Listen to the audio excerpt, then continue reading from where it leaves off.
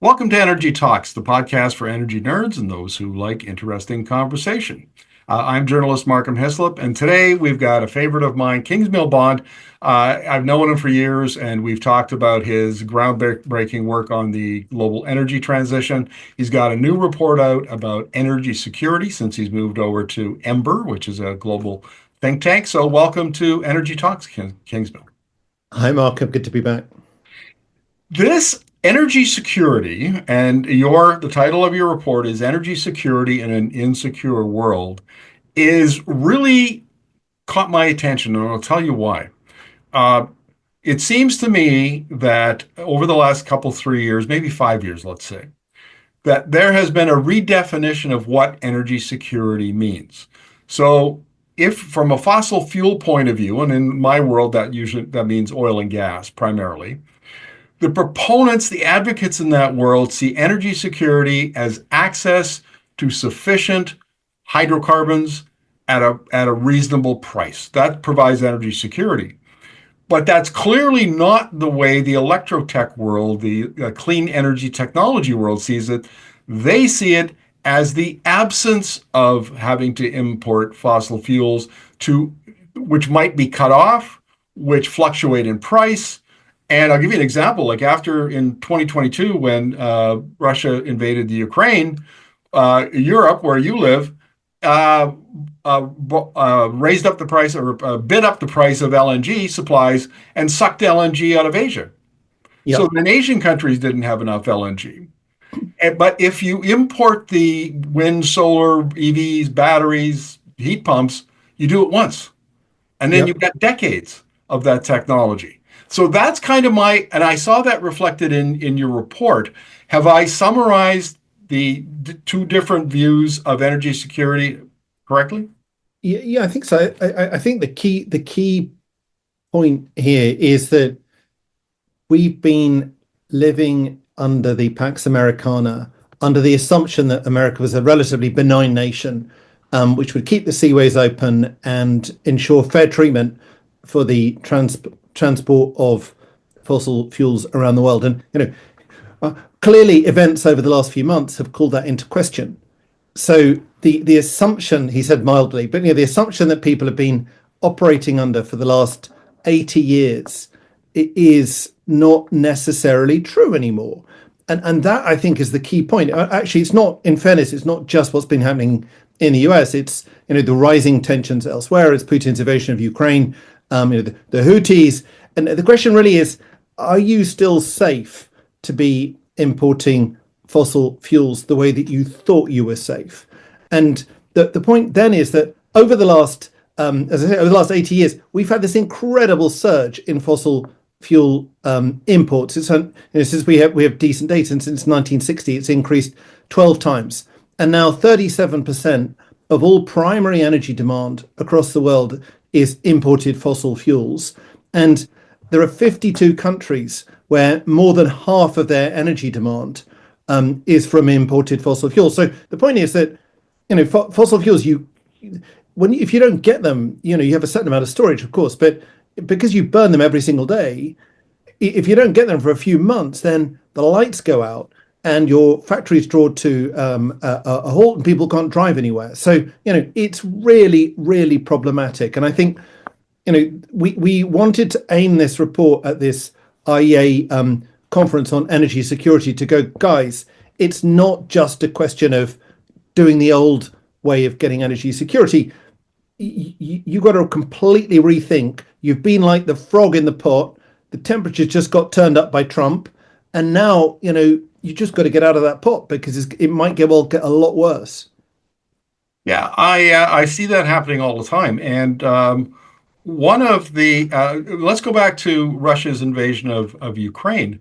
They invaded in February. In May, the European Union came out with a document called Repower EU, which basically had a three-point strategy.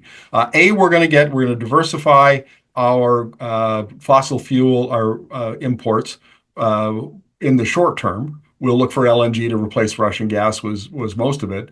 Then we're going to adopt renewables at a much accelerated pace, and we're going to accelerate our switch to energy efficiency, Yeah. so we can get the same amount of work for less energy.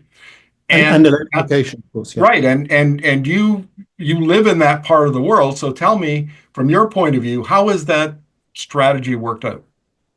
Well, I mean, the the the the amount of energy imports from Russia has collapsed. Um, the European Union has just published a new strategy to say we can be off Russian fossil imports completely by 2027. Um, and the amount of solar and wind that's being built on the continent has dramatically increased. We have a plan now to get from 23% electrification to 30% electrification by 2030, and so on and so forth. So, yeah, people are changing and they're changing rapidly. Of course, there are many people, ourselves included, who would suggest that more needs to be done. We're relying too much on imported LNG and so on and so forth. But the key point is that Europe has just sped up in its desire and motivation to reduce its fossil fuel demand. And I think that pressure is intense here. I think it's just going to increase in Europe and all over the world as people get more nervous about this level of dependency. And the point, I mean, to state the obvious, the the, the reason this dependency has been able to build up over time is because there was no alternative. If you wanted energy, it had to be imported fossil fuels for a reasonable price. And now, of course, the point is that with these electrotech solutions, you can actually dramatically reduce your fossil fuel imports if you do three things. If you put solar wind into your electricity sector, if you put EVs into your road transport sector, and if you put heat pumps into into your heating sector, we calculated that you can reduce your imports by 70%. Now, that may actually, within the next few years or even months, that may be the kind of issue that policymakers are having to think very, very hard about. How do we prioritize stuff? Because we're going to struggle to get it anymore. I can't say it enough. The change that Trump has wrought in only, what, 4 months in office? Not even that. And he's completely upended the way that nation states are approaching this. And I'll give you an example from Canada. Uh, Trump was literally almost single-handedly responsible for the Conservative Party of Canada losing a 20-point lead in the polls, and the rise of the Liberals under Mark Carney, who was just, I think, chosen as leader in March. And he now forms the government because there's so much uncertainty and insecurity in trading with the US that Carney has embarked on a nation building program of re engineering the Canadian economy. He has said very pointedly over and over again the days of increasing integration with the American economy are over. They're dead. We're now going to go east and west, not north and south, and we're going to export to Europe and Asia and the global south from our coastal ports on the East Coast and the West Coast. Well, Canada is not alone. There are Yeah. plenty of countries that are re-examining their relationship with the US, their relationship with China, and so on. And and this idea of energy security is often at the heart of those strategies. It is, and I think it's very interesting at the moment. I mean, if you look what China has been doing as the US has stepped up to its predatory tactics over the last few months, China has stepped up to the plate and said, we will provide you with the solar panels, we will provide you with the electric vehicles, with the grids, with the systems, and we've seen China really stepping up to the plate. So what's going to happen is right across the global south now, if you're an energy minister, you've got a choice. Do I want to be buying fossil fuels from somebody who could cut them off tomorrow, or do I want to just bite the bullet and put in solar and wind and electric systems, buy it once, and then let it last for 30 years, and they can't put me over a barrel should should we fall out with that country. So what we're seeing, therefore, as a result already is China is now the global south is now the largest buyer of Chinese solar panels, the largest buyer of Chinese EVs. And a change is already happening. Of course, it's quite early days, but I think that's very, very clearly where we're going. And And if I can I address another point, which I think is really important, that we talk a little bit about in this report, which is people say, well, okay, fine. If the US goes around the world bullying people into buying the LNG, that means therefore that LNG demand will go up. Actually, no. What will happen is that they will buy the LNG from the US under blackmail, but night and day they will be working to reduce their total gas demand. Um, and don't forget, the US is only 10%, about 10% of global LNG, of global gas exports, a smaller share of global oil exports. So you could buy more from the US on a temporary basis, but you could at the same time dramatically reduce the amount that you need in total. It's a kind of barbell strategy. I want to talk for a moment about OPEC's oil and gas modeling. It's contained in their reports, World Oil Outlook 2045, and then the subsequent one, World Oil Outlook 2050. Because there are a number of assumptions in that modeling, like there are in any, modelers state their assumptions up front if they're good modelers, and OPEC did that. Their number one assumption, Kingsmill, is that as the global north electrifies and oil demand falls with the spread of electric transportation, the global south will not only make up that difference, but will expand greater, and we'll actually see the rise of oil demand from 103 million barrels a day now to 120 million barrels a day by 2050. The problem is it's all centered on the global south, and the United States has essentially ceded the global south to China, and China, as the first electro state, has got an electrotech strategy in its trade diplomacy, in its investment strategies in the global south. And the way it looks to me is that OPEC's assumption has simply been blown apart in a very short period of time by the trade change in trade strategies brought by the US and by China's aggressive move into the global south. What do you think of that argument? Yeah, I think it's brilliant. I mean, I think the OPEC forecast is now delusional.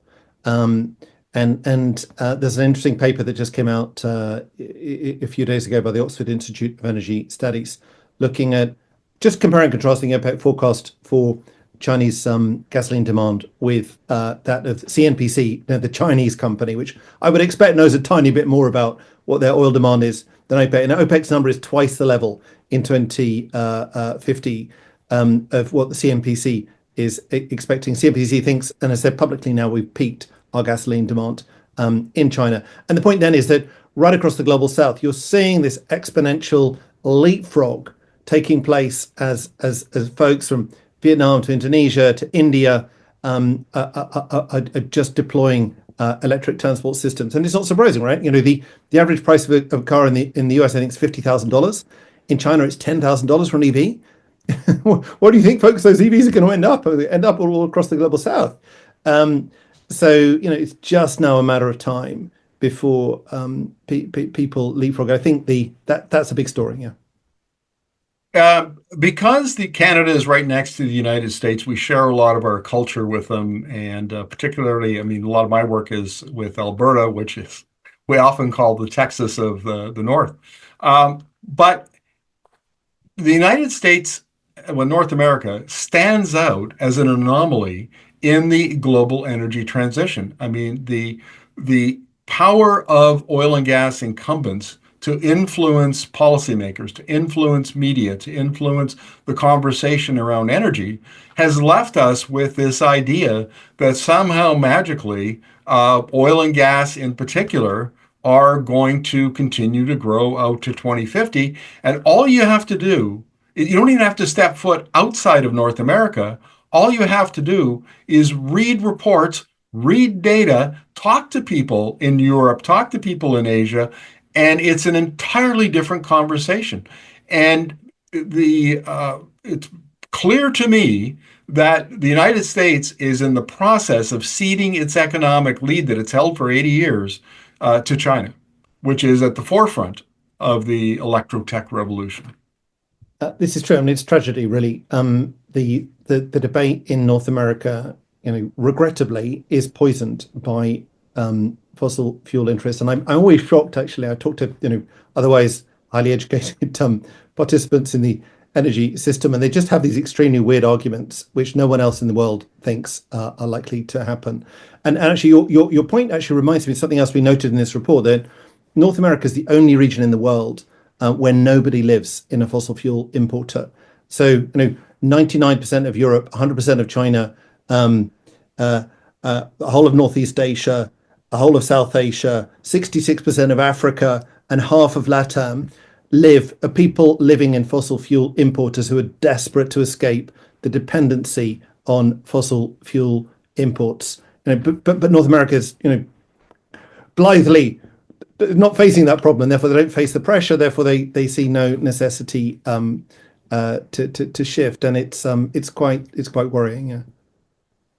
What about the this idea that other parts of the global south are picking up on China's electrotech strategy and assisted by China? I mean, I have a graphic that shows Chinese manufacturing investment around the world, and the amount of it in Latin America is quite astonishing, far more than we would think.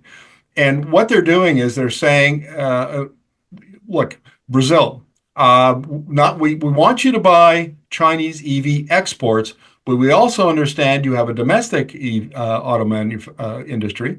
And so what we will do is we'll have BYD and we'll have Chery and Geely and all these other. We'll have them build factories in your country. But if you're not as big as Brazil, then we'll maybe have an assembly plant where we send these packs of cars out, and but local people will put them together, and then we'll come in with our Belt and Road Initiative, and we'll build out your power grid, and we'll put in your charging system, and there's a very, very good reason why the global south is electrifying both on the supply side and the demand side as quickly as it is, and it's to a large extent because of China's electric industrial policy and Uh, strategy. yeah, I mean, it's quite interesting. So, from our calculations, Asia has just leapfrogged Europe and the US in terms of electrification, and that's obviously helped by China and formerly Japanese leadership. But it's also you see countries like Vietnam, for example, racing up in their electrification because it's just a tool to avoid, well, amongst other things, it's a tool to avoid energy um, dependency. And no, I think this is also a very good point. And this actually become a very specific aspect of Chinese strategy to deploy their technology and build factories, from Turkey to Hungary to Mexico to Brazil. And why not? I mean, that's exactly what the US did 80 years ago. They put their factories, and Europe put their factories in these other countries. So it's a tried and tested strategy. And I think the other point is don't forget for folks in the global south, or Europe for that matter, right? I mean, same argument really. You If you buy a solar panel from China for 10 cents, which then generates over its lifetime about $3 worth of electricity, you're benefiting from getting that cheap energy, and B, you twice as many jobs putting that thing up as it is for the Chinese have get jobs from making it. You don't get that kind of deal from OPEC. OPEC sells you the oil. Tiny number of people are required to put it in petrol stations. So yeah, it's a much better deal from every aspect for people who are buying electrotech rather than fossil tech. On the electric transportation side, one of the things that's become very clear is that North America is so insulated because with the tariffs that keep out Chinese EVs in Canada and the United States, is that our perception of Chinese technology, is probably a decade or two out of date. We think that a $10,000 EV or a $20,000 EV is just cheap plastic junk. I've heard those exact words used to describe them. Where in fact, when journalists from North America go over and they drive these vehicles, they're astounded by the quality and the technical complexity of them. And the fact that China has these huge factories filled with robots. There's hardly any people in them, building these high quality vehicles. And the fact that their R&D and their technical development is light years ahead of the legacy automakers.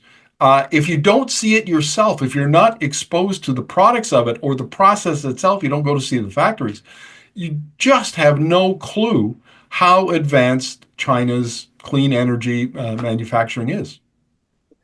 Yeah, no, well, yeah, it's very impressive. I mean, again, don't forget, right? China's not perfect, right? There are many issues that these folks face as well.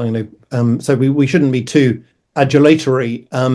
But I guess the point to me is that you're quite right, Markham. They're building this stuff, they're doing it cheaply, they're deploying it elsewhere, and above all, these technologies, as you and I've talked about many times, are on learning curves, and they just keep on getting cheaper. And the best example being battery prices. The halving of battery prices in China last year, which incidentally is probably the most important number in the energy transition in 2024. But everyone focuses on completely different things.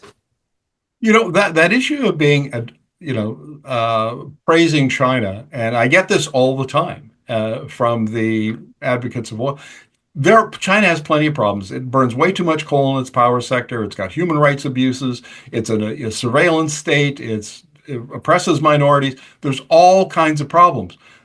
But that's not the context for this conversation. The Yeah, context for this exactly. conversation is electrification of economies on both the uh, demand side and the supply side. And in that context, China is leading the world It, it, and driving the world.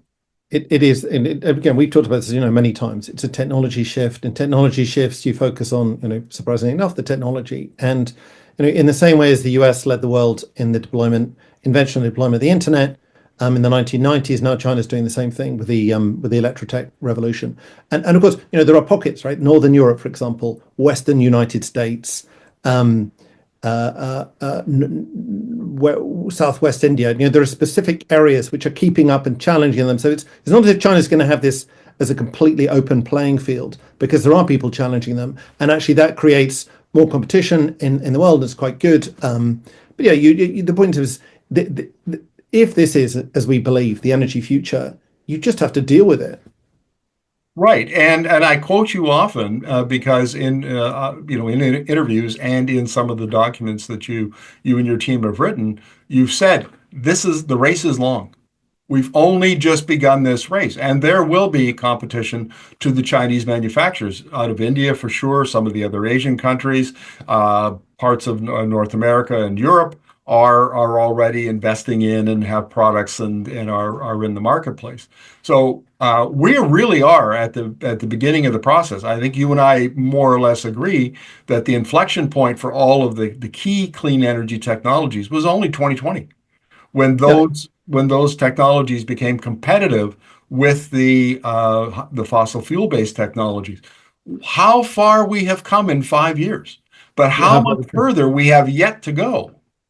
Yeah, look, I think again, don't forget, like 80% of primary energy supply is still fossil fuels. And what the Chinese are trying to do is they're trying to reinvent every single end sector, and that means that there's a huge amount of innovation to come right across the world, and companies and countries which can do that fast and best and most effectively, will stand to benefit. I mean, as many people have been saying, but the point to me is that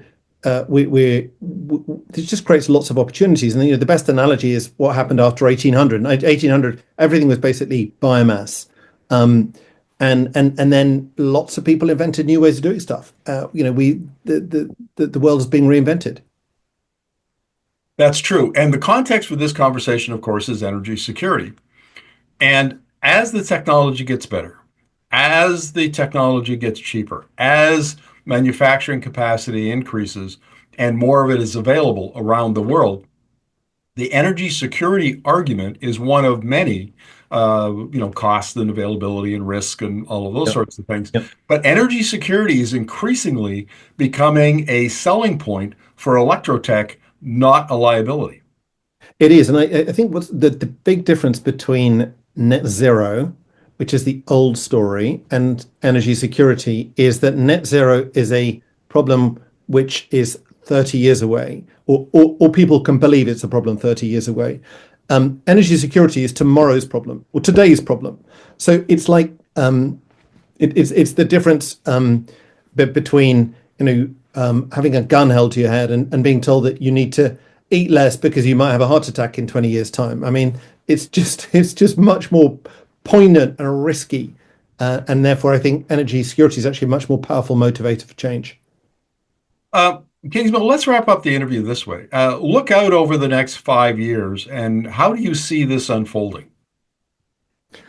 I think what will happen is that governments will be driven to significantly removing the barriers to change, which are holding them back from electrifying their economies above all the transport sector, because that's where, in dollar terms, about 70% of imports are coming from. It's like your highest, most obvious area of risk. It's where you can drive the fastest change by pushing people towards the electrification of transport. So I think, wiser governments will do that because of the security risk.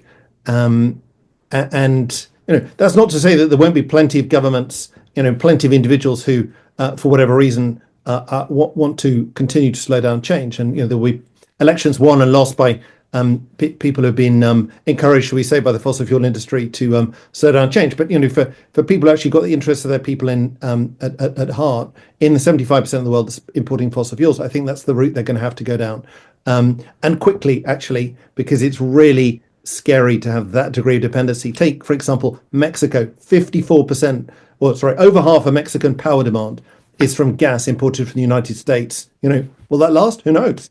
75% of Italian primary energy is imported fossil fuels, 90% of Moroccan. I mean, it's really dangerous for these countries. So I think people are just going to wake up increasingly as the world gets more fragile and hunt for domestic solutions. Yes, couldn't agree more. And as we say here at Energy Media, the future is electric. And as the economic advantages of electrification are combined with the energy security, that makes the argument for electrification just that much more powerful. And it's only going to get better as the technology improves over the next 5 years, 10 years, and the costs come down.